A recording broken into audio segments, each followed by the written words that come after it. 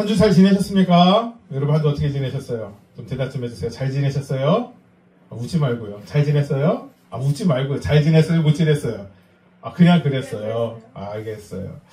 근데 사실은 한 주를 우리가 날마다 잘 지내는 것이 참 쉽지 않습니다. 여러분, 시간이라는 것이 매우 한정적입니다.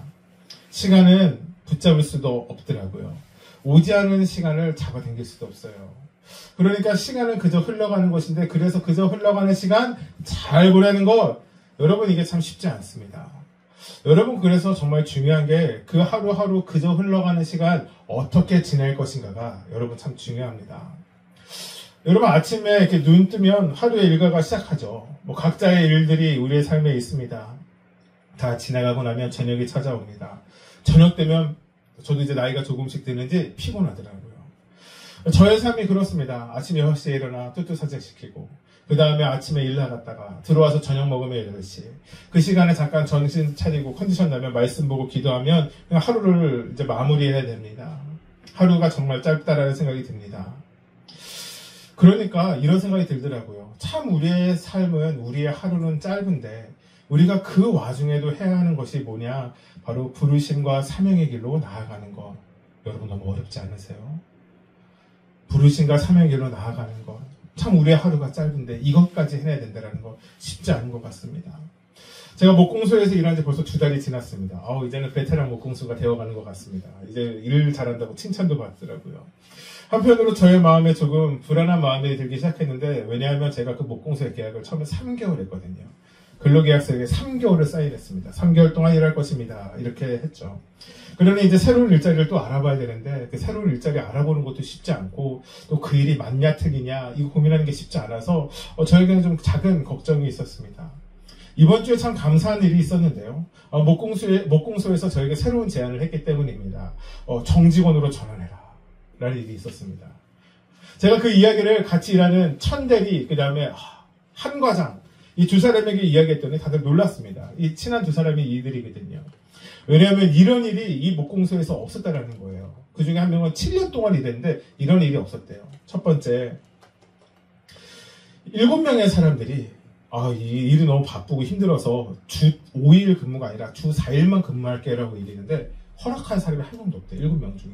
저만 유일하게 하루를 쉬면서 일을 할 수 있게 되었다는 거예요. 또 두 번째, 계약직 근로자, 이게 알바생이죠. 계약직 근로자가 요청을 하지 않았음에도 불구하고 회사가 먼저 정직원으로 바꾸실래요? 라고 요청하는 사례가 없었다고 합니다. 이 두 가지가 없었다는 거예요. 그래서 지난주 회사 인사를 담당하시는 분이 저에게 오셔서 이런 얘기를 했습니다. 처음엔 사실은 이 일은 이렇게 진행되었어요. 언제까지 일하실 거예요? 저는 사실은 그 말이 저에게 약간 철렁했어요. 왜냐하면 이제 곧 일을 그만두셔야 합니다 라는 말처럼 들렸었거든요.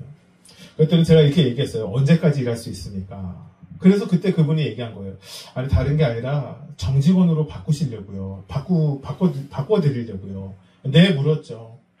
왜요? 왜 그런 일이 생겨야 됩니까? 그러면서 제가 이렇게 물었어요. 정직원 되면 좋습니까? 그랬더니 좋다라는 거예요.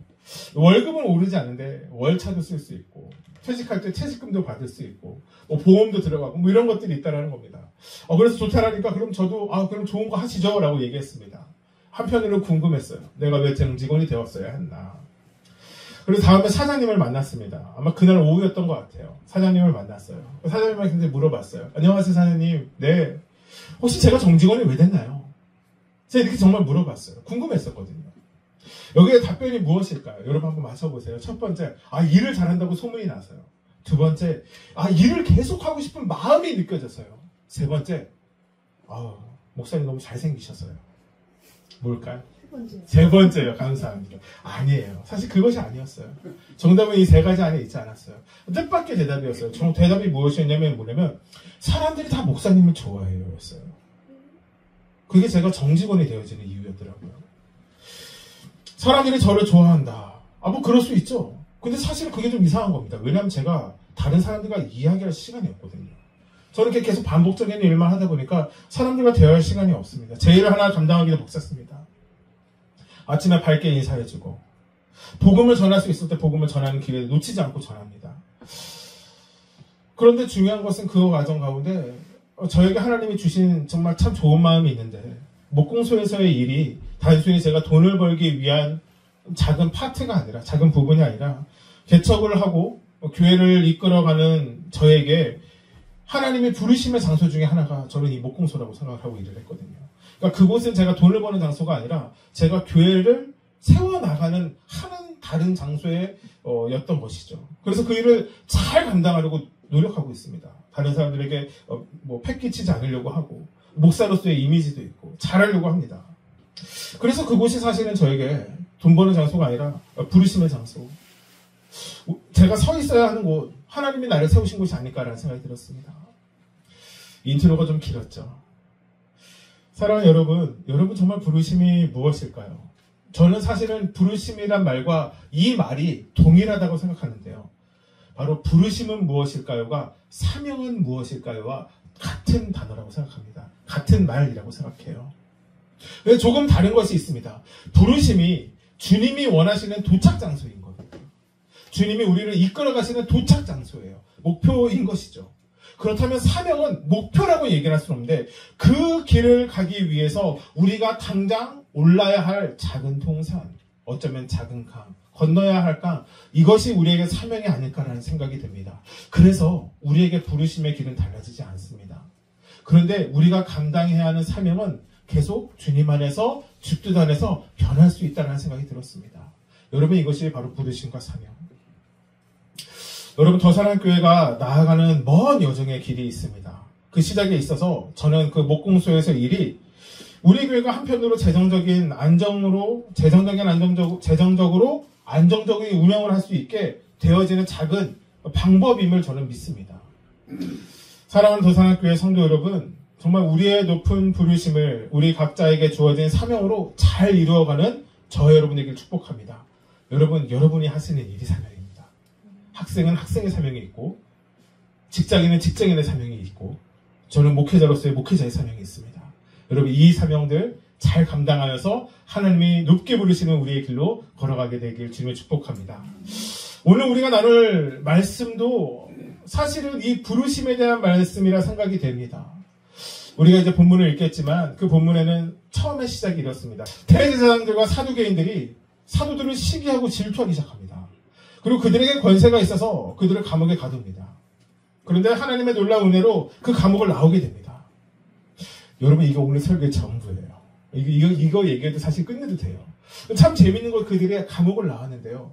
그들이 돌아간 곳, 그들이 다시 쓰는 곳은 안전한 곳, 편한 곳, 쉴만한 곳이 아니라 그들이 서 있어야 하는 자리, 그들이 서 있어서 감옥에 들어갔던 그 자리로 다시 돌아갑니다. 왜일까요? 여러분, 그것이 사도들이 서 있어야 하는 부르심의 자리이고 사명이었기 때문입니다. 계속해서 사도행전 말씀 나누고 있습니다. 제가 사도행전 말씀을 제가 여러분에게 2번 혹은 3번에 나누어서 하려고 한다라고 말씀드렸던 거 기억나세요? 기억나세요? 근데 사실은 거기에는 기준이 있습니다. 2번으로 나누나 3번으로 나누는가에 대한 기준이 있습니다. 사도행전은 몇 장까지 있을까요? 오늘이 청소년 50장이요? 대충 그 절반인데요. 그 들어가는 문 앞에 써 있잖아요. 액츠? 숫자 27이요? 37. 뭐요? 37. 맞다, 망했네요. 오늘. 예. X 뭐라고 돼 있다고? 29로 돼 있어요. 그럼 X가 영어로 사도행전이라는 뜻이거든요. 그러면 사도행전 몇 장까지 있는 거예요? 그쵸, 맞아요. 오늘의 교회 어떤 모토 중에 하나가 사도행전적 교회를 꿈꾸며 라고 얘기해서 28장은 성경에서 완성이 되었고 29장부터는 우리 교회가 써나간다 라는 취지로 액트 29라는 걸 표로 걸고 있는 것입니다. 그러면 이렇게 생각할 수 있죠. 사도행전 2부문으로 나눠서 설교해라 그러면 제일 송건 14장 끊으면 되죠. 근데 그렇게 끊어지지는 않습니다. 이 2가지로 끊는 법이 있는데, 첫 번째는 인물 중심적으로 사도행전을 나누어서 볼 것이냐, 아니면 지리를 중심으로 사도행전을 나누어서 볼 것인가입니다. 여러분, 지금 우리가 누가 주인공인 사도행전을 보고 있죠? 누구 이름이 제일 계속 나와요? 일단 3글자 이름이 나오죠. 네? 베드로. 맞아요. 또 한 명, 또 유명한 사람 또 누구 있었어요?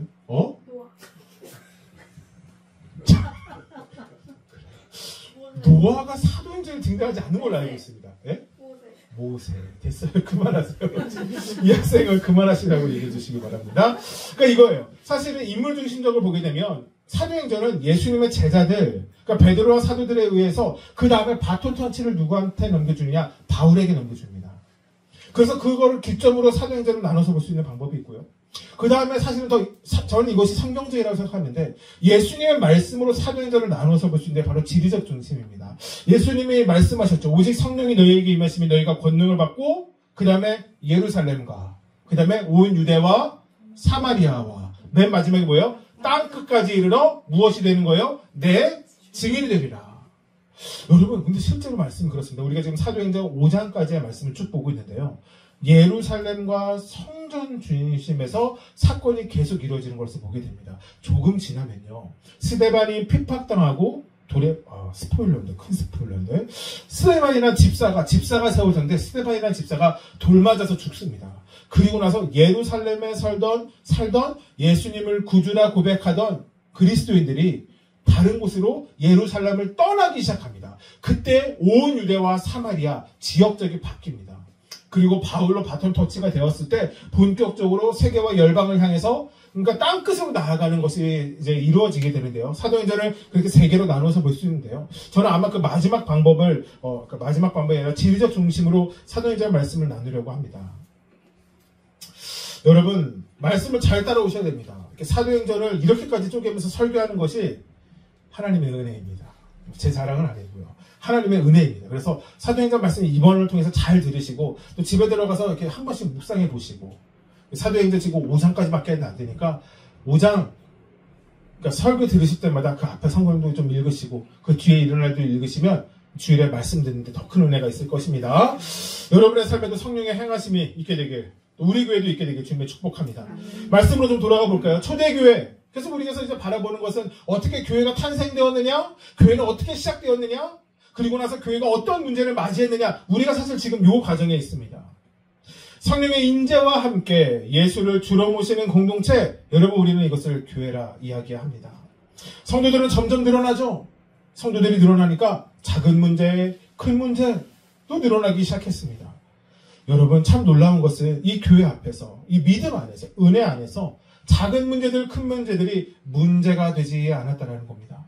저는 정말 우리 교회가 그러한 교회 되길 정말 간절히 원합니다. 여러분 문제가 문제로 남아있지 않으려면 문제보다 크신 하나님이 우리 안에 있어야 해요.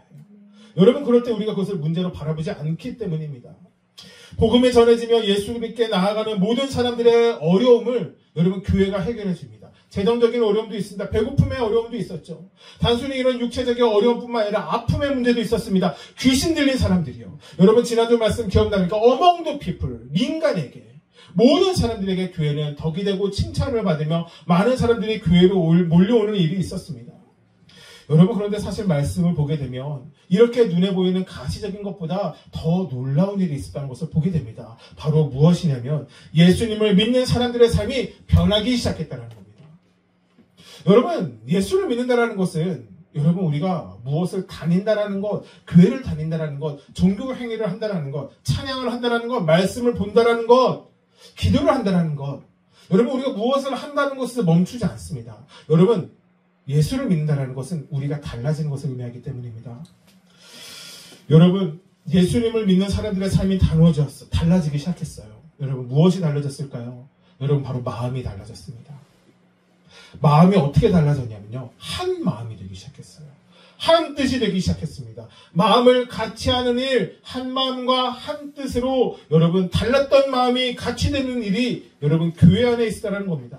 여러분 이 일이 쉬운 일일까요? 어려운 일일까요? 여러분 정말 쉽지 않은 일입니다.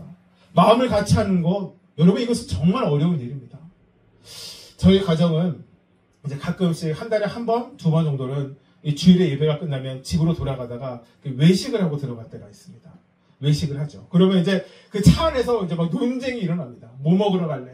냉면. 요즘은 날씨가 더우니까 냉면 좋죠. 겨울에 추울 때는 순댓국도 좋을 것 같아요. 때로는 짜장면도 먹고 싶겠죠. 막 이런 거를 얘기합니다. 나는 이거 먹고 싶어. 제 아이는 이게 먹고 싶어. 제 아내는 이것이 먹고 싶어. 막 이런 얘기를 합니다. 사실 최근에 이런 일이 있었습니다. 저희 아이가 이렇게 얘기하는 거예요. 아빠, 나 먹고 싶은 게 있어. 뭔데? 햄버거 먹고 싶다라는 거예요. 저는 예전처럼 햄버거를 많이 먹지 못합니다. 당뇨병 때문에 잘 안 먹으려고 해요. 근데 그날은 왠지 먹고 싶었어요. 그래, 햄버거를 먹으러 가자. 근데 갑자기 뜻밖의 복병이 한 명 있었다라고 얘기하면 안 돼요. 지금 제 상황상. 복병이 한 분 있었어요. 장인어른이. 나는 싫다가 된 거예요. 여러분, 이게 어떤 일이냐면 사실은 저희 장인어른이 하이미를 참 예뻐합니다. 정말 사랑하죠. 그러니까 앵간하게 하자 그러면 다 하시거든요. 저는 설마 거기서 햄버거를 싫다가 나올지 꿈에도 못 꿨던 상황이 일어났어요. 하이미 좋아하는 거 다 봐주시는데. 그래서 다른 고민하고 다른 선택을 했던 것이 기억납니다. 제가 얘기하고 싶은 건 이거죠. 사랑하는 가족인데 여러분, 점심 식사 메뉴 하나 정하는 것도 사람의 마음의 뜻이 달라 한 마음이 되는 게 쉽지 않습니다. 여러분, 이것이 우리의 마음입니다. 여러분, 세상도 쉽지 않죠. 여러분, 대선이에요, 대선. 여러분, 이제 대선이 9일인가 남았어요. 맞죠? 다다음 주 화요일이지 않습니까? 여러분, 지지율이 다르더라고요. 제가 오늘 아침에 일부러 보았습니다. 누군지는 이런 거 얘기하지 않습니다. 교회에서는 정치 얘기하면 안 돼요. 근데 지지율 얘기를 할 수 있죠. 높은 순으로 보겠습니다. 46.6%, 37.6%, 7%. 누군지 알려고 하지 마세요. 그런데 중요한 건 제가 이것을 보면서 들었습니다. 여러분, 이것이 우리나라 국민들의 마음이에요. 어떤 한 사람을 누군가는 46%가 좋아하는 거고, 어떤 한 사람은 37%를 좋아하는 거고, 어떤 한 사람은 7%를 좋아하는 겁니다. 여러분, 그런데 그럴 수 있죠. 대통령 뽑는 일이잖아요. 세상의 일이잖아요. 본인이 선택할 수 있는 문제니까 이럴 수 있죠. 이것이 맞다, 이것이 틀리다 이야기할 수 있습니다. 문제는 그것을 넘어가는 문제들이 실제로 일어나죠. 갈등이 일어나잖아요. 내가 누구를 좋아하면 좋아하는 것으로 끝내야 되는데, 내가 누구를 좋아하니 저 사람이 틀렸다라고 얘기하는 게 우리들의 지금의 이 시대의 모습이지 않습니까? 갈등이 일어나고 그 갈등이 넘어져서 혐오가 일어납니다. 근데 어디서 시작되어지는 문제인가? 여러분, 우리가 이것을 분명히 알아야 됩니다. 마음이 모이지 않았기 때문입니다. 여러분, 그렇다고 해서 마음이 모여서 한 사람이 100% 뽑으라는 그런 얘기가 아니에요. 여러분, 세상은 이런 일이 일어날 수 있어요. 여러분, 근데 교회는요? 여러분, 교회는 한 마음이 되는 것이 쉬울까요? 여러분, 제가 실제로 아는 교회인데요. 원래는 성가대가 강대상을 기준으로 오른쪽 아래에 위치되어 있었던 성가대가 있었습니다. 근데 그 교회가 전체적인 리모델링을 했어요. 전문가에게 맡겼죠. 이제 뭐 몇 명의 리더십들과 이것을 조정을 하다가 성가대의 자리를 왼쪽으로 바꿨습니다. 여러분, 성가대가 오른쪽 왼쪽이 중요합니까? 아니면 하나님께 영광 돌리는 것이 중요합니까? 하나님께 영광 돌리는 것이 중요하죠. 성가대 자리 오른쪽에서 왼쪽으로 옮기고 왼쪽에 있던 드럼 오른쪽에 옮겼다가 교회가 반으로 쪼개졌습니다. 진짜 있었던 얘기예요. 제가 아는 교회에서. 한 마음, 한 뜻. 여러분, 교회 안에서 무엇을 오른쪽에 두느냐 왼쪽에 두느냐 이 문제로 교회가 갈라지기도 하는 것, 여러분, 이것이 정말 이 시대의 우리나라의 모습이 아닐까. 여러분, 참 이렇게 얘기하는 것도 어렵지만 여러분, 우리나라 교단이 정말 많은 거 알아요? 전 세계에서 교단이 가장 많은 나라가 우리나라입니다. 여러분, 왜 그런지 아세요?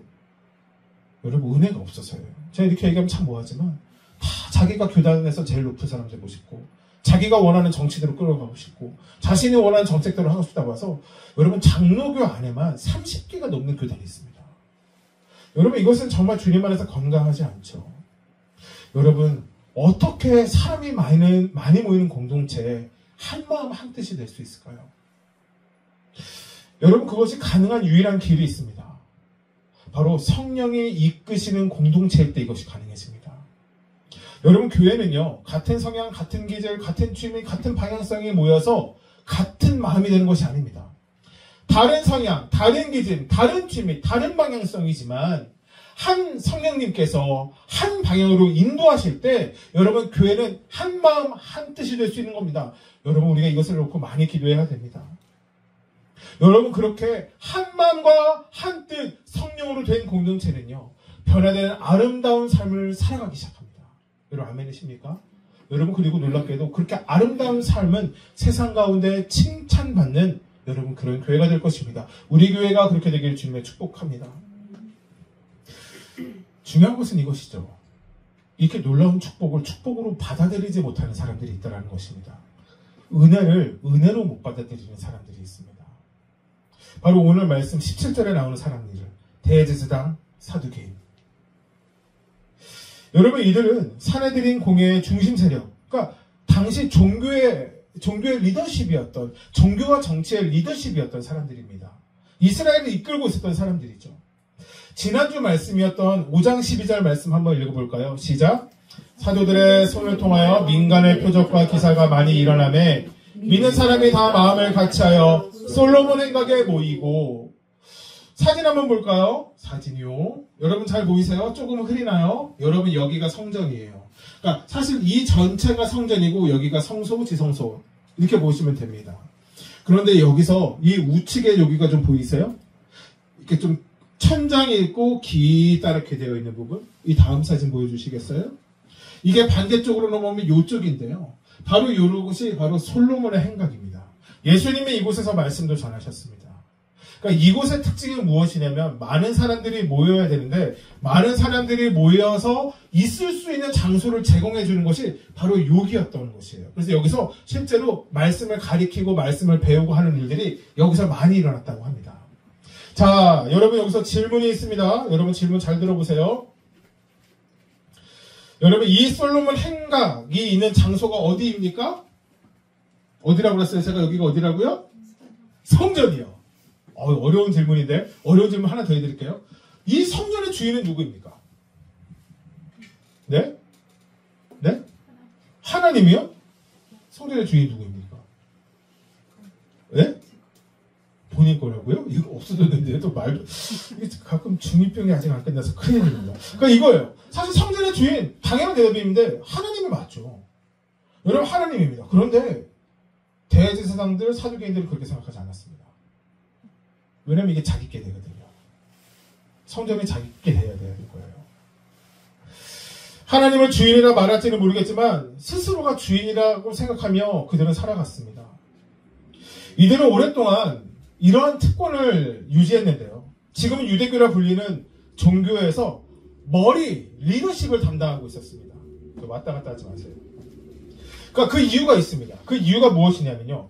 하나님을 섬기는 율법과 그 율법에 대한 복잡한 가르침을 대제사장들과 이 사두개인들이 담당하고 있었기 때문이에요. 그러니까 이들은 그것을 잘 알기 때문에 유대인들의 존경과 인정을 받았습니다. 그것이 그들이 성전에서 살아가는 이유였습니다. 무엇이요? 하나님께 영광 돌리는 사람이 아니라 본인들이 인정받고 존경받는 삶. 여러분 여기에 하나가 더하죠. 성전을 찾는 많은 사람들에게 잘못된 거래로 인하여 이들은 많은 부를 차지하게 됩니다. 이들은 성전을 위해서 돈을 벌었던 사람이에요. 성전을 통하여 무엇을 했던 사람입니까? 자신이 높아지는 데 사용했던 사람이에요. 성전이 무엇이 된 겁니까? 사유화되기 시작했어요.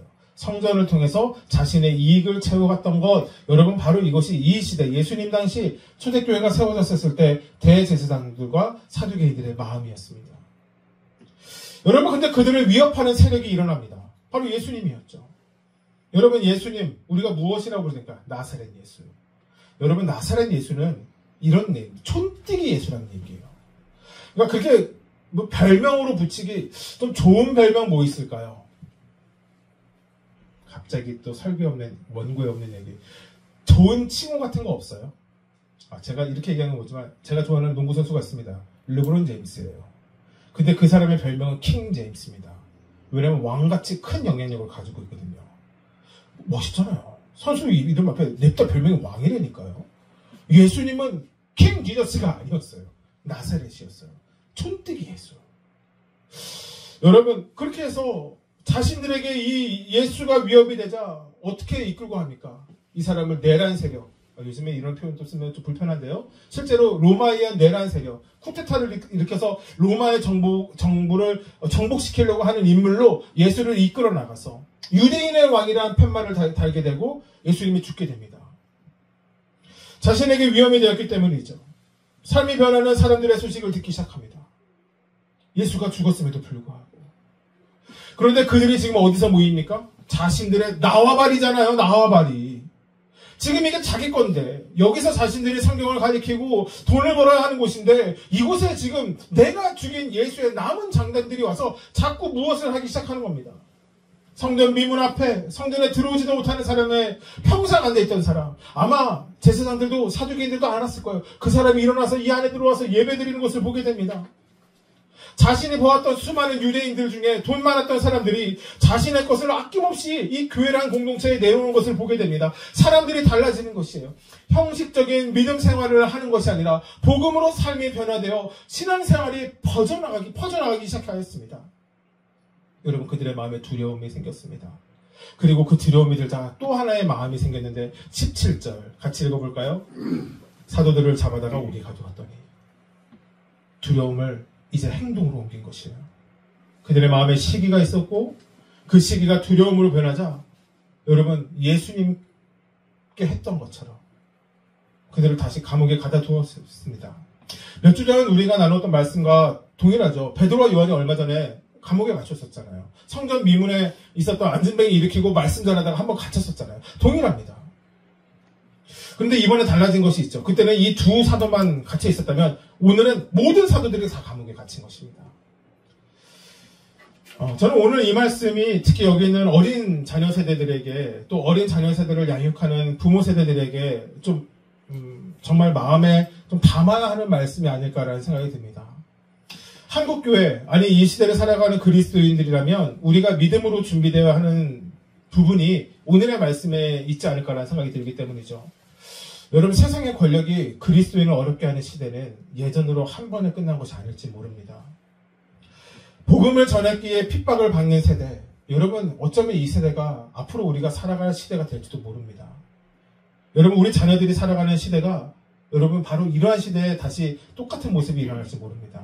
실제로 제가 아는 목사님 한 분이 초등학교 앞에서 전도를 멈추지 않고 하다가 경찰서에 한번 들어갔다 나온 적이 있습니다. 제가 어렸을 때만 하더라도 학교 앞에서 복음 전하고 사탕 같은 거 나누어진다고 해서 경찰서에 가진 않았습니다. 근데 이제는 어떤 특정한 장소에는 복음을 전한다는 것만으로도 경찰서에 끌려가게 됩니다. 여러분, 이것이 어떻게 더 심해질지 사실 잘 모르겠습니다. 여러분, 세상에는 참 대단한 힘들이 있습니다. 힘들이 있어요. 우리는 그것을 권력이라고 이야기합니다. 그들이 가진 힘. 그 힘 중 하나는 분명 돈입니다. 여러분, 그래서 돈에는 힘이 있습니다. 여러분, 이 시대가 또 다른 이름이 있지 않습니까? 자본주의 시대. 여러분 다 들어보셨죠? 물질만능주의 시대. 여러분, 이것이 다 돈과 연결되어 있습니다. 여러분, 우리나라의 경제는요, 삼성이 휘청이면 다 같이 휘청이는 거 혹시 아세요? 삼성이 어려움을 겪게 되면 다 같이 어려움을 겪게 됩니다. 2024년 삼성의 매출이 317조였습니다. 많죠. 우리나라 작년 한 해의 예산이 650조입니다.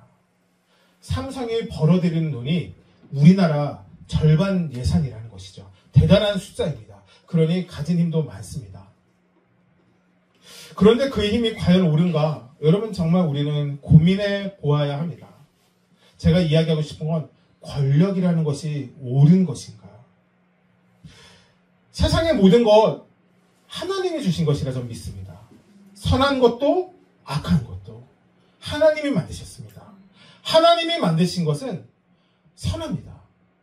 하나님 없이 아무것도 존재할 수 없습니다. 그러니 이런 좀 이해가 되지 않는 것이 생기죠. 권력은 악해야 되는 것인가? 아니면 선해야 되는 것인가? 선한 권력. 여러분 혹시 이런 이야기 들어보셨어요? 선한 권력? 못 들어보시지 않았어요? 이상한 말처럼 느껴지지 않습니까? 선한 권력. 우리는 권력이라고 하면 부정적인 이미지를 먼저 떠오르게 됩니다. 왜일까 고민해보면 권력을 가진 사람들이 그 힘과 영향력을 자신의 이익만을 위해서 누리는 것을 너무나도 많이 봤기 때문입니다. 많이 보죠, 우리가. 뭐 이런 것이죠. 유전무죄, 무전, 뭐예요? 유죄. 들어봤어요? 유전무죄, 무전유죄. 그 유전무죄가 돈이 있으면 무죄고 돈이 없으면 유죄가 된다는 뜻이에요. 사실 이 말을 한 사람은 끔찍한 살인마거든요. 그러니까 이 누가 한 말을 얘기하는 건 좀 그렇지만 이런 일들이 실제로 우리나라에 참 많이 일어나지 않습니까? 잘못을 하였는데 돈 많은 사람들이 유난히 쉽게 빠져나옵니다. 형량을 길게 받았는데 특사로도 나오더라고요. 불거질 문제였는데 덮어지는 것도 보게 됩니다. 연약한 사람들, 불쌍한 사람들에겐 참 불리한 법도 그들에게 유리해 보일 때가 있습니다. 그러니까 정말 우리가 이런 착각을 합니다. 아, 세상이 내 마음대로만 된다면, 그러니까 권력이 나에게 있으면 그 힘이 나를 행복하게 해줄 텐데, 여러분 이런 생각 해보지 않으세요? 여러분 그래서 우리가 히어로물 좋아하는 거잖아요. 아이언맨처럼 레이저도 쏘고 헐크처럼 다 때려부시기도 하고 우리가 그것을 보는 얻는 쾌감이 그거잖아요. 내 마음대로 내 힘으로 모든 것을 가능케 할 때. 그런데 그렇지 않습니다. 여러분 잘 들으세요. 진정한 행복은요. 마음대로 할 수 있는 힘을 자기 스스로만 위해서 사용할 때가 아니라 다른 누군가를 위해 사용할 때 이루어지기 때문입니다. 여러분 이것이 진정한 행복입니다. 이 이야기 권력과 힘과 어떻게 사용해야 되는가에 대한 이야기를 마무리하기 전에 잠깐 말씀으로 좀 돌아가 볼게요. 옥에 갇혔던 사도들에게 어떠한 일이 일어납니다. 옥에 갇혔던 사도들에게요. 19절 20절 말씀 한번 같이 읽어볼까요? 시작. 주의 사자가 밤에 옥문을 열고 끌어내어 이르되 가서 성전에 서서 다 백성에게 말하라. 여러분 정말 재밌는 퀴즈입니다. 한번 맞춰보세요. 두 가지입니다. 사람이 무리를 걷는 방법이 있습니다. 무엇인지 아세요? 거기 재미없다라는 얼굴 하지 않고 계지 마시고 사람이 무리를 걷는 방법이 있어요. 되게 유명한데 모르세요 혹시? 신발 빠지기 전에. 그치? 맞아요. 정답이에요. 물이 빠지기 전에 그러니까 첫 번째는 뭐죠? 물 위로 발을 내딛어야 돼요.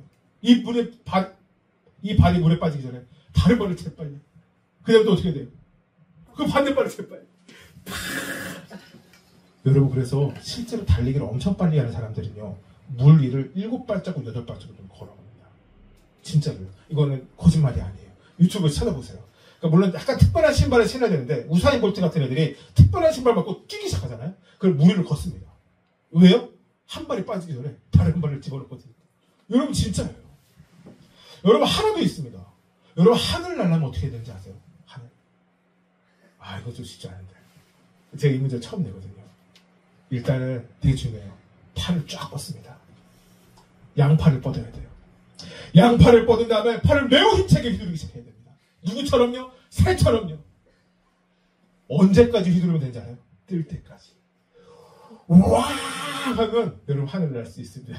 웃으려면 웃고 웃지 말라면 웃고 웃지 말고 그 입술을 정말이에요. 이런 말도 안 되는 얘기를 제가 한 거죠. 여러분 근데 지금 우리가 읽은 말씀이 이렇게 말이 안 되는 말씀인 건 혹시 아시겠어요? 지금 우리가 읽었던 말씀이 말이 안 되는 말씀입니다. 주의 사자가 밤에 옥문을 열고 끌어내어 이르되 그 다음에 이게 끝이에요. 이 말이 왜 이해가 말이 안 되는 말이냐? 22절 23절 우리 본문 말씀 같이 읽어볼까요? 시작. 부하들이 가서 옥에서 사도들을 보지 못하고 돌아와 이르되 우리가 보니 옥은 든든하게 잠기고 지키는 사람들이 문에 서 있으되 문을 열고 본즉 그 안에는 한 사람도 없더이다 하니 다음 날이 돼서 이제 이 사람들을 이끌어내서 신문하자 때리는데 죽이는데 하자라고 사람을 보냈는데 사도들이 사라진 것입니다. 옥의 문은 열려 있었습니까? 닫혀 있었습니까? 닫혀 있었어요. 여러분 그 앞에 누가 있었습니까? 이들을 지키는 부하들이 있었습니다. 여러분 이들이 그러면 중요한 건 이거죠. 12명의 사람들이 어떤 형태로 갇혀 있었냐가 중요한데 여러분 사도행전 12장을 보게 되면요. 베드로가 감옥에 갇혔었을 때 그 모습을 자세하게 설명한 구절이 나옵니다. 사도행전 12장 6절 한번 읽어보시겠어요? 시작. 헤롯이 잡아내려고 하는 그 전날 밤에 베드로가 두 군인 틈에서 두세 사슬에 매어 누워 자는데 파수꾼들이 문 밖에서 옥을 지키더니 여러분 이게요. 보통의 사람들이 누군가를 감옥에 가뒀을 때 일어나는 일이었다고 합니다. 이때 당시에요. 감옥은 마음만 먹으면 쉽게 빠져나갈 수 있는 곳입니까? 그러면 감옥 아니죠. 그러면 자기 방이죠. 그렇지 않아요? 마음만 먹어서 빠져나갈 수 있으면 안 됩니다. 우리는 그것을 감옥이라고 이야기하지 않습니다. 이날 복음을 전하는 사단들이 다 같이 감옥에 갇혔습니다. 다 아마 그 안에도 병사가 있었을 것이고 그 밖에도 병사가 있었을 것이고 문은 쉽게 열리지 않았을 것이고 그들은 아마 쇠에 묶여 있었을 겁니다. 근데 하나님의 놀라운 역사가 일어난 것이에요. 성경은 분명히 이야기합니다. 천사들이 그를 도왔어요. 놀랍죠? 여러분의 삶에 어려움이 찾아올 때 이거는 막 신비하고 막 초신비주의적인 것을 이야기하는 것이 아니라 우리의 삶에도 하나님의 도우심이 필요할 때 저는 천사가 도울 수 있다고 믿습니다. 여러분 그것은 잘못된 이야기가 아닙니다. 천사들이 와서 도와준 거예요. 왜요? 사도들이 할 수 없는 일이거든요. 채워진 수갑이 풀려야 되고 굳게 닫혀진 문이 풀려야 되고 수많은 그것을 지키는 사람들이 있는데 이들의 눈에 보이지 않게 그곳을 빠져나와야 하는 것은 사도들의 방법, 인간의 방법에 있지 않았었거든요. 여러분 어떻게 그런 일이 가능하냐고요? 저는 설교로 이 얘기를 풀 수 없습니다. 하지만 분명한 것은 이것이죠. 하나님의 방법은 우리의 방법과 다르다는 것입니다. 제가 원고에 없는 이야기 하나 할게요. 제가 한 교회에서 노프트 수의교회에서 잠깐 섬기고 있었을 때 탈북자 사역을 좀 가까이서 했습니다. 그래서 탈북한 초등학생은 아닌 것 같고 중고등학생들이 다니는 학교에 교장 선생님이 오셔서 김땡땡 이제 선생님이었는데 무슨 교장 선생님인지 교감 선생님인가 그랬었는데 근데 진짜 이런 것이 있었습니다. 그분이 실제로 한 번은 중국으로 넘어가서 북한 사람들을 데리고 탈북하는 것이 있었어요. 근데 실제로 북한 안에 있을 때 북한 병사들이 있어야 되지 않을 곳에 사람들이 있으면 밤에는 총쏴 죽인대요. 그러니까 어디다 끌어내고 하지도 않는데 왜냐면 그곳에서 자기를 덮칠 수도 있으니까 쏴 죽이기도 한대요. 그러니까 강 건너는데 말고 이렇게 산 넘어서 이렇게 하다가 딱 보이면 일단 총 쏘고 보는 거예요. 왜냐면 본인들도 위험할 수 있으니까. 근데 애들 초등학생 애들을 6명인가 유치원 애들 데리고 여자 1명 남자 어른 남자 2명이 애들 6명인가 데리고 갔던 거예요. 근데 너무 힘들어서 이 처음이었대요. 이 교감 선생님인지 선생님이라고 했습니다. 이 선생님이 처음 그렇게 산을 넘다 보니까 너무 체력적으로 힘든 거예요. 정신이 없다 보니까 앞에서 누군가가 걸어오고 있는데 그걸 못 본 거예요. 근데 중요한 건 저 앞에서 밤이니까 이렇게 되면 딱 보이는 데서 올라오고 있는 걸 봤는데 지금 여기서 도망칠 수가 없었던 거예요. 그래서 애들을 내 뒤에 숨을 하고 가만히 서 있었대요. 이제 죽었구나. 나부터 죽어야지라는 마음으로 뒤에 애들을 세워놓고 있었대요. 근데 그 북한 군인들이 자기의 눈앞을 그냥 지나갔대요. 아무도 없는 것처럼 보면서. 제가 그때 그 얘기를 할 때 정말 소름이 들었었거든요. 여러분 어떻게 그럴 수가 있어요? 여러분 우리가 이것을 무엇으로 설명을 할 수 있어요? 총 쏴 죽여야 되는 것이 맞는데 막 호루라기 불고 너 누구냐? 얘네들의 집안 애들은 누구냐? 어디서 왔냐? 이런 거 물어보고 다 죽여야 되는 피비린내가 나야 되는 상황인데 북한 군인이 눈앞에 그냥 아무것도 못하고 숨을 헉헉거리면서 얼음인 거죠. 얼음. 멈춰있는데 자신들을 못 보고 지나갔대요. 그때 간증하시더라고요. 하나님의 역사하심이 이런 것이 아닌가. 여러분 사도들에게 이런 일이 일어난 거예요. 여러분 거룩한 상자령을 한번 펼쳐보세요. 여러분 감옥의 문이 굳게 닫혀 있어요. 감옥의 문을 열려면 뭐가 필요할까요? 힘차게 밀면 될까요? 아니면 밖에서만 잠그면 됐을까요? 아니 열쇠도 있어야 됐을 거예요. 정교하게 만들었겠죠. 여러분 이 모든 것이 천사가 풀기 시작한 거예요.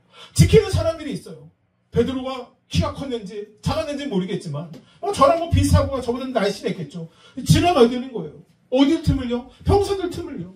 12명의 사도가 나란히 서가지고 지나가야 되는 거예요. 아무도 그들을 바라보지 못하는 거예요. 여러분 이것이 하나님의 일하심의 방법이에요. 위대하심의 방법이에요. 어떻게 그런 일이 가능하냐고요? 아까도 말씀드렸지만 저는 몰라요. 하나님이 그렇게 일하셨다는 거예요. 다시 예전 얘기 권력과 힘으로 좀 돌아가 볼까요? 2000년 전 세상의 권력은요. 그러니까 사두개인과 대제사장은 어떻게 했습니까? 자신에게 그 권력이 있었잖아요. 그래서 어떻게 했습니까? 예수님을 죽였어요. 예수님 처절하게 십자가 못 박혀 죽였어요. 로마까지 끌어들여서 죽인 것이죠. 여러분 그래서 자신들이 이겼다라고 생각했습니다. 여러분 이것이 권력 있는 사람들의 특징 아니니까 내가 이겨야 돼. 내가 높은 곳으로 올라가야 돼. 경쟁되어지는 상대는 다 제끼고 위로 올라가는 것 이것이 세상의 방법이지 않습니까? 예수님을 죽이는 것이 목적이었다면 그들은 성공했죠. 여러분 그런데 그들이 생각하지 못한 것이 있었습니다. 예수님은 죽었는데 죽지 않으셨다는 겁니다. 여러분 아멘이지 않습니까? 예수님 분명히 죽었죠. 예수님 이 땅에 사랑으로 오셨어요. 사랑으로 인하여 잠깐 우리의 곁에 계신 분이 아니라 우리와 영원히 함께 하시기 시작했어요. 십자가 이후에 부활하신 이후에 우리와 영원히 함께 하시기 시작했어요. 세상의 권력은요 대부분 자기의 자신을 위해서 사용하더라고요. 여러분 그래서 권력은 자기중심적입니다. 자기랑 가까운 곳에 그렇게 권력의 힘이 미칩니다. 여러분 그런데 예수님의 사랑은 그렇지 않습니다. 예수님의 사랑은 관계적입니다. 자기중심적이지 않잖아요. 자기 주변의 관계들을 돌아보아요.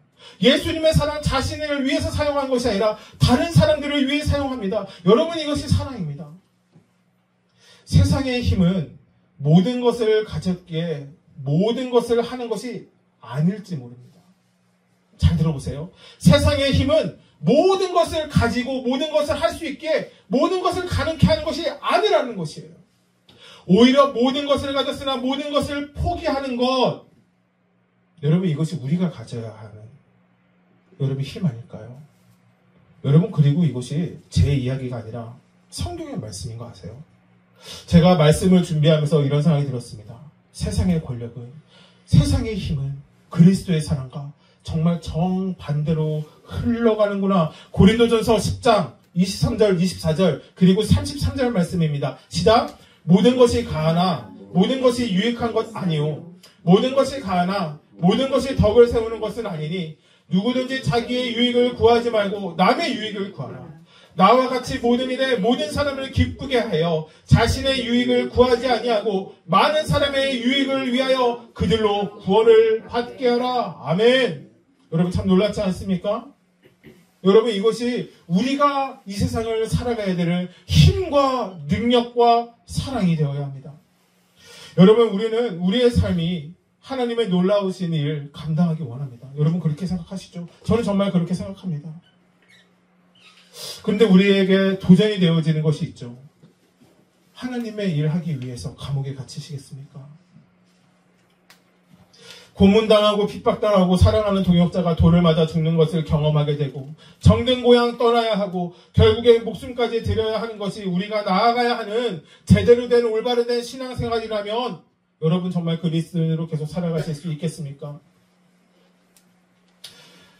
여러분, 제가 그것이 가능한 방법을 여러분에게 알려드리기 원합니다. 그 어려움을 담담하게 맞을 수 있는 방법이 있습니다. 여러분, 예수님 정말 사랑하는 겁니다. 예수님을 정말 사랑하는 겁니다. 예수님으로 충만해지는 것입니다. 여러분, 예수님을 닮아가는 것입니다. 여러분, 그래서 예수님이 걸으셨던 길을 걸어가는 것입니다. 여러분, 지금 우리나라가 생기기 전 우리나라는 조선이라고 불렸습니다. 여러분, 조선을 향해서 예수를 믿는 유럽에 있었던 선교사님들은 이 땅을 위해서 기도하기 시작했습니다. 정말 어두운 땅이라고. 영적으로도 어둡고 상황적으로도 어둡고. 여러분, 그래도 우리나라는 국뽕이라는 게 있어서 그 정도는 아니었겠지라고 생각하지만 우리나라는 그 시대에 형편없는 나라였습니다. 모든 세계가 발전하고 있는데 우리나라는 딱 걸어 담그고 중국의 속국처럼 살아갔었잖아요. 그러다가 일본이 쳐들어와서 완전히 망해버린 거잖아요. 그게 조선시대의 삶이에요. 여러분, 우리나라에는 극심한 신분주의가 있었어요. 왕, 양반, 노예 같지도 않은 사람들. 완전 이 사람들의 삶은 완전히 나뉘어져서 하나 되지 못했죠. 말도 안 되는 일이 계속해서 일어났던 게 여러분, 우리나라지 않습니까? 여러분, 그런데 이 어두운 나라를 위해서 기도하는 사람들이 있었습니다. 어두운 땅을 밝히는 불빛이 있었어요. 바로 선교사님들의 마음과 열심과 기도였습니다. 그것이 예수님의 말씀이었기 때문입니다. 여러분, 선교사님들의 예화를 제가 가끔씩 이야기하지만 정말 선교사님들 대단한 삶 많이 살아가셨습니다. 자신의 아내가 죽습니다. 자녀도 죽습니다. 그럼에도 복음을 전하는 것을 멈추지 않습니다. 무엇 하나 제대로 된 사역을 하지 못하고 성경책 하나 전해주고 죽은 선교사님도 있었습니다. 할아버지, 아버지가 조선에서 복음을 전하다 죽어서 이 땅을 떠나면서 내가 다시는 이 땅으로 돌아오나 저주하며 떠났던 청년이 예수를 다시 믿게 되고 다시 그 복음으로 가슴이 뜨겁게 되었을 때 이 땅을 밟은 선교사도 있습니다. 세상에서 보기에 수많이 이해할 수 없는 일들이 여러분, 우리나라의 복음을 전하는 과정 가운데 있었습니다. 그런데 이 모든 일을 중심에 보면 이 두 글자가 깊게 새겨져 있는 것을 보게 되는데 바로 그것이 사랑입니다. 사랑이에요. 예수 그리스도의 사랑. 여러분, 그 사랑으로 인해서 여러분, 우리의 삶이 바뀌어집니다. 이 세상을 바꾸는 거 힘 아니더라고요. 권력 아니에요. 착각하지 마세요. 돈도 아닙니다. 건강도 아니에요. 우리 주변의 사람들도 아닙니다. 결국 사랑이기 때문입니다. 믿음은 행동이 증명한다라는 책이 있는데요. 이 책의 극단적인 표현이지만 참 맞는 말이 있어서 제가 가져와 봤습니다. 우리는 얼마든지 가난한 사람들을 도울 수 있습니다. 그리고 그렇게 하면 세상 사람들에게 칭찬을 받을 것입니다. 하지만 우리가 예수님처럼 살면 세상은 우리를 십자가에 못 박을 것입니다. 예수님처럼 산다는 것은 예수님에 대하여 말하는 것보다 훨씬 과격한 것입니다. 세상을 놀라게 하는 것만큼이나 강력한 영향력을 주게 될 것입니다. 예수님처럼 산다는 것은 무엇일까요? 우리는 이 얘기 참 많이 하지 않습니까? 예수님처럼. 예수님을 닮겠다. 예수님 닮은 제자가 되겠다. 여러분, 우리가 무엇을 해서 예수님을 닮아가는 것이 아닌 것을 잘 깨달으셔야 합니다. 지난주 거룩함에 대해서 말씀드렸던 것과 비슷한데요. 사랑하면 닮습니다. 여러분 아세요? 사랑하면 닮더라고요. 사랑하면 닮게 됩니다. 여러분 이것은 우리의 신앙생활에도 동일합니다. 예수님을 따라해서는 십자가에 못 박혀 죽는 것으로 끝납니다. 어떤 사람이 이것을 대단하다고 이야기하실 수 있겠죠. 그런데 우리의 사명은 못 박아 죽는 것으로 끝나는 것이 아닙니다. 예수님을 전하는 것이 우리의 사명이기 때문입니다. 예수님을 전하는 증인된 삶이 우리의 사명이기 때문입니다. 하나님의 세상을 사랑하시기에 예수님이 이 땅을 보내셨습니다.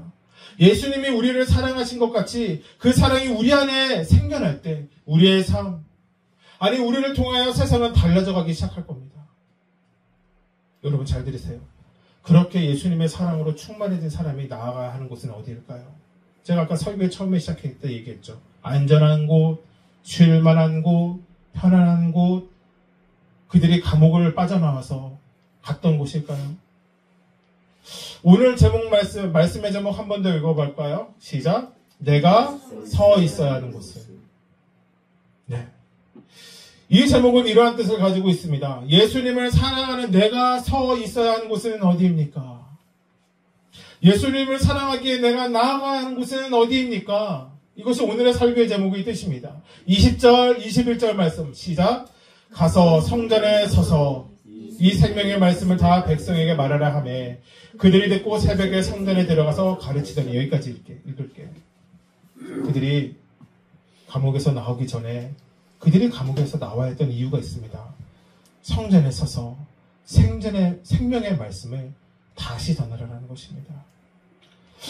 감옥에서 나왔습니다. 베드로와 요한은 매도 맞았습니다. 다시는 복음을 전하지 말라는 엄중한 경고도 들었습니다. 또 복음을 전하다가 감옥에 갇혔습니다. 여러분 그거 아시죠? 베드로는 가정이 있었습니다. 아내도 있었고 자식도 있었을 것입니다. 자신을 기다리는 가족들의 생각도 좀 해야 되지 않을까요? 가장이잖아요, 가장. 예수님을 정말 사랑하여 달려가는 사람들에게 때로는 이렇게 얘기하면 참 쉽지 않은데 저도 가장이니까요. 여러분 이들에게 정말 중요한 사명은 때로는 뒤를 돌아보지 않는 것이 그들의 사명이었습니다.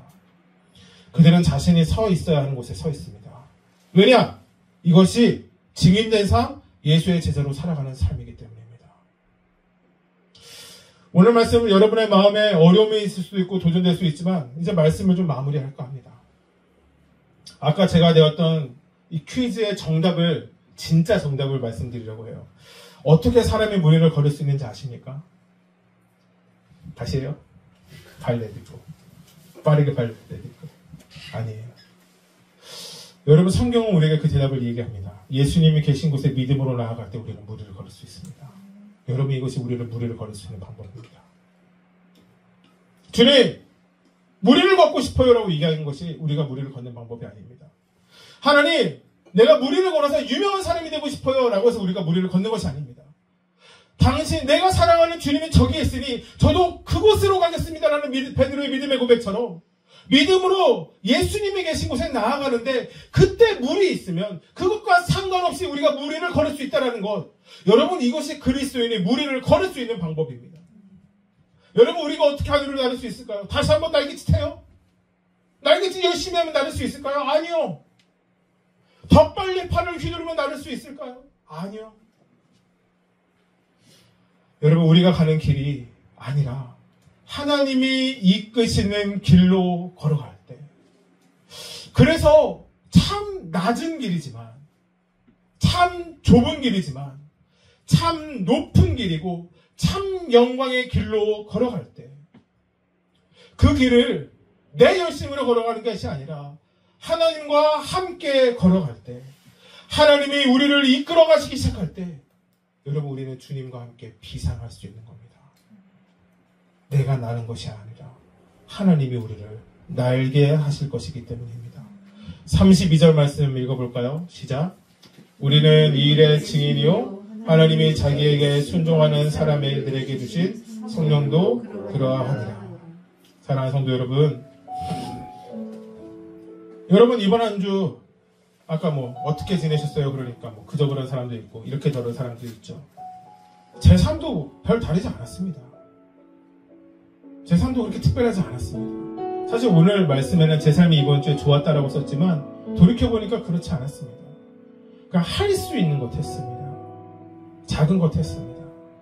제가 이번 주에는 왜 저희 교회에 있는 사탕 있잖아요. 바카마 사탕. 제가 그 부동산 알아보다가 먹게 됐는데 너무 맛있어서 코스트코 사탕인 거 알아서 코스트코에서 사온 거거든요. 저희 교회도 두었죠. 제가 이번에 직장에 갔었을 때 목공소에 갈 때 한 10개 이렇게 챙겨갔어요.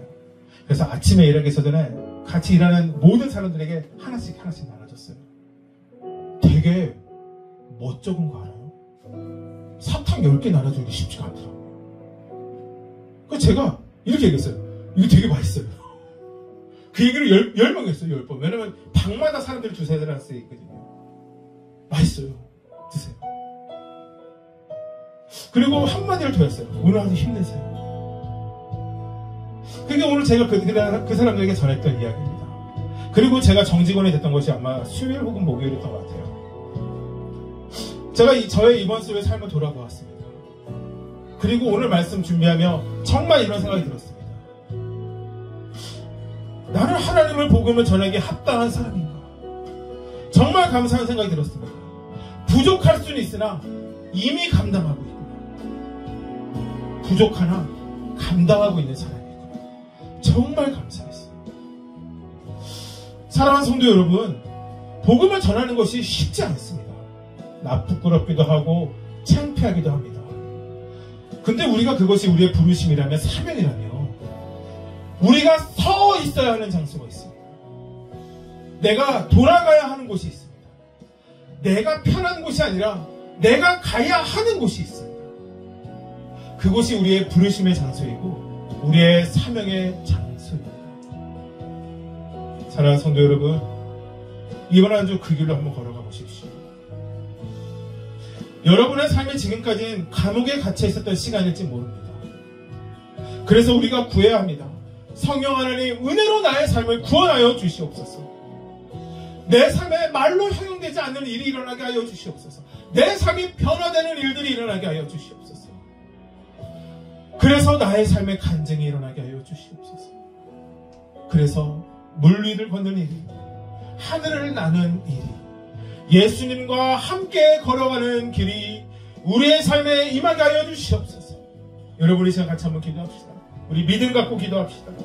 주여 역사하여 주시옵소서. 우리의 삶을 이끌어 주시옵소서. 내 삶 가운데 하나님 예수로 충만한 삶 살아가게 하여 주시옵소서. 우리 오늘 말씀 기억하며 가슴에 새기며 우리 주여 번호치고 믿음으로 기도하며 나아갑시다. 주여